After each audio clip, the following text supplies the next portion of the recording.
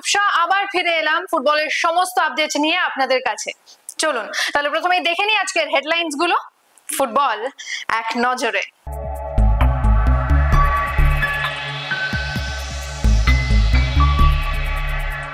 কুয়েতের বিরুদ্ধে ম্যাচে 27 জনের দল ঘোষণা। দল গোছাতে ব্যস্ত মোহনবাগান ইস্ট বেঙ্গল। কলকাতা লিগের প্রস্তুতি বৈঠকে আইএফএ। প্র্যাকটিসে নামার আগে দলকে এক সূত্রে বাঁধার প্রয়াস বিএসএস এর।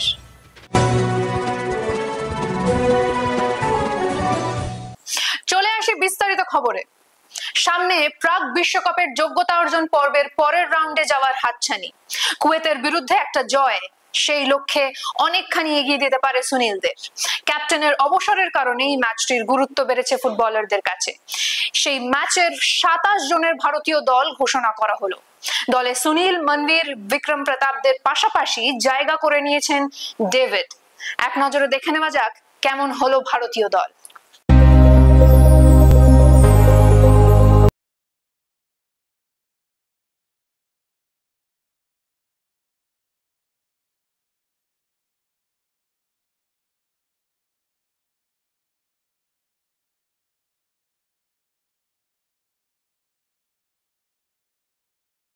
শেষে আগামী মরশুমের জন্য দল গোছাতে নেমে পড়েছে ইস্ট বেঙ্গল মোহনবাগান। আইএসএল এ খুব ভালো ফল হয়নি লাল হলুদের। এবার তারা দল গঠনে নেমে বড় চমক দিয়েছে। আইএসএল এ গোল্ডেন বুটের ডিমিট্রিয়াস ডিয়ামন্টাকসকে চূড়ান্ত করার পথে এগিয়েছে। ওদিকে সবুজ মেরুন জার্সিতে পেট্রোটোসের পাশে আরো এক অজি স্ট্রাইকার ম্যাকলারেনকে দেখার সম্ভাবনা রয়েছে। এসবের মাঝখানে কিয়ান নাসিরি ও হামতে মোহনবাগান ছেড়ে পাড়ি দিলেন চেন্নাইতে। ক্লাবের পক্ষ থেকে শুভেচ্ছা বার্তা দেওয়া হলো তাদের। সব মিলিয়ে জমে উঠেছে দল বদল।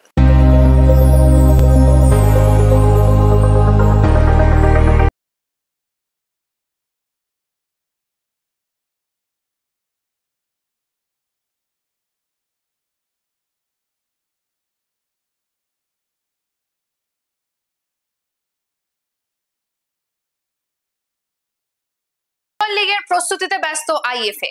পঞ্চম ডিভিশন গ্রুপ এ ও বি এর ক্লাব প্রতিনিধিদের নিয়ে আগেই বৈঠক হয়েছে। শুক্রবার তৃতীয় ও চতুর্থ ডিভিশনের ক্লাব প্রতিনিধিদের নিয়ে বৈঠকে বসলেন আইএফএ কর্তারা। এই বৈঠকে লটারির মাধ্যমে দুই ডিভিশনের গ্রুপ বিন্যাস করা হয়। খুব তাড়াতাড়ি এই দুটি ডিভিশনের খেলা শুরু হবে। একবার দেখে নিই সেই বৈঠকের চিত্র। প্রিমিয়ার ডিভিশনের লড়াইয়ের জন্য প্র্যাকটিসে নামার আগে ফুটবলারদের এক সূত্রে বাঁধার জন্য প্রয়াসী বিএসএস স্পোর্টিং ক্লাব।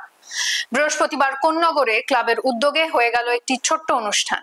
হাজির ছিলাম আমরাও। চলুন দেখে নিই কি হলো সেখানে। আমাদের মোটামুটি যেটা ঠিক হয়েছে 26 তারিখ থেকে প্র্যাকটিস শুরু করবো। আমাদের কোন্নগরে এই মাঠটা মিউনিসিপ্যালিটির সঙ্গেই জয়েন্টলি আমরা উদ্যোগ নিয়ে এখানে প্র্যাকটিসটা করব। আশা করছি যেভাবে প্লেয়ার সিলেক্ট করা হয়েছে বা কোচ সিলেক্ট করা হয়েছে বা সাপোর্টিং স্টাফ, আমরা রেজাল্ট ভালো করব। তবে একটা ঠিক যে এই মৌসুমে অনেক নামি দামি ক্লাব আছে যাদের কাছে হয়তো অর্থ অনেক বেশি। তা আমাদের যেটা লিমিটেড রিসোর্স আছে সেই লিমিটেড রিসোর্সের মধ্যেই আমরা চেষ্টা করব ভালো একটা টিম করা। খেলাটা ভালো হোক, এখান থেকে ভালো ভালো ছেলে উঠে আসুক, বাংলা ফুটবল তারা খেলুক। আর আমার মনে হয় যেভাবে বিএসএস ফুটবলটাকে প্রাধান্য দেয়, আনুষঙ্গিক যত আমাদের ইভেন্ট আছে, কেন এটা একটা বড় একটা পরিবার, বেহালার একটা বড় পরিবার। এতগুলো পুজো কমিটিকে নিয়ে আমরা একটা ফুটবল ক্লাব করেছি। থার্ড ডিভিশন থেকে আজ প্রিমিয়ার ডিভিশনে খেলছি আমরা সুনামের সহিত। তো আশা রাখছি যে আমরা আমাদের যে সাপোর্টার আছে বা আমাদের যে দর্শকরা আছে তাদেরকে আমরা নিরাশ করব। নিশ্চয়ই সবসময় চাইবো যে প্রত্যেকটা ম্যাচই জিতি আর বিএসএস যেন ভালো ফল করে, সেটা অলওয়েজ আশা নিয়েই সবাই প্রথম দিন যখন পুজো আরম্ভ হয় নিশ্চয়ই সেটাই আমরা সব প্লেয়ার থেকে যারা কর্মকর্তা বিএসএস টিমের সঙ্গে যারা যারা জড়িয়ে আছে তারা নিশ্চয়ই সবসময় এটাই আমরা চাইবো যে ভালো ফল যেন প্রত্যেকটা ম্যাচ যেন ভালো করে বেরোয়, জেতে। এটাই আমাদের মেন। একটা করে ম্যাচ আমার মনে হয় ভাবা সবসময় উচিত। তো সেই হিসেবে চাইবো যে প্রত্যেকটা ম্যাচ যাতে জেতে। প্রথমেই আমরা বাংলার ফুটবল নিয়ন্ত্রক সংস্থা আইএফএকে ধন্যবাদ জানাচ্ছি যে লিগটা আয়োজন করার ক্ষেত্রে একটা পজিটিভ পদক্ষেপ নিয়েছিলেন। যে একটা খুব বড় স্পন্সর নিয়ে এসে খুব ভালোভাবে লিগ করার চেষ্টা করছে, এটা আমরা খুবই আশান্বিত, কারণ বহু বছর এই জিনিসটা হয়নি।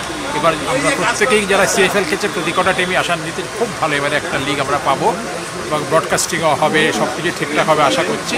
এবং সেইটা যাতে যত রকমভাবে ভালোভাবে কিছু করা যায়, ক্লাব হিসাবে যে সহযোগিতা যা করার এবং যেটা করার সবসময় বিএসএস ভালো ফুটবলের পক্ষে থাকে, আগামী দিনেও থাকবে। আবার এখন ব্যাপার নেই, সবে শুরু করছি আমরা যে টিমটা তৈরি করছি, আমরা 25 বছরের বেশি প্লেয়ার রাখিনি। আমরা চেষ্টা করেছি জুনিয়র লেভেলে কিছু ছেলেকে নিয়ে আমরা টিমটা করব, মানে যারা গত 2-3 বছর কলকাতা লিগে ভালো আপকামিং প্লেয়ার, পারফরমেন্স ভালো করছে। আর 2-1 জনের বয়স হয়তো 25 থেকে একটু বেশি হবে। তা ওভারঅল আমরা যা টিম সিলেক্ট করেছি, প্রত্যেকটা প্লেয়ারের ইন্ডিভিজুয়াল বায়োডাটা আমরা নিয়েছি।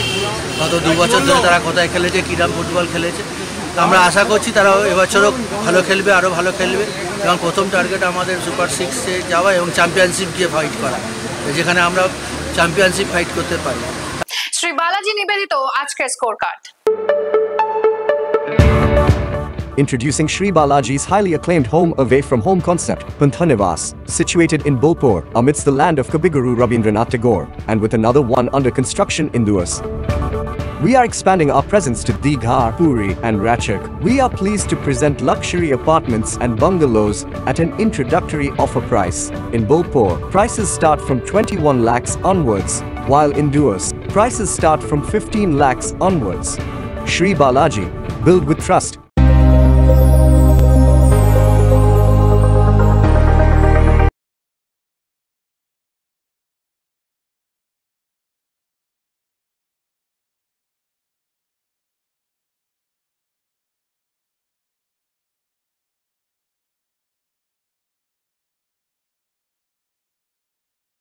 তৈরি তো?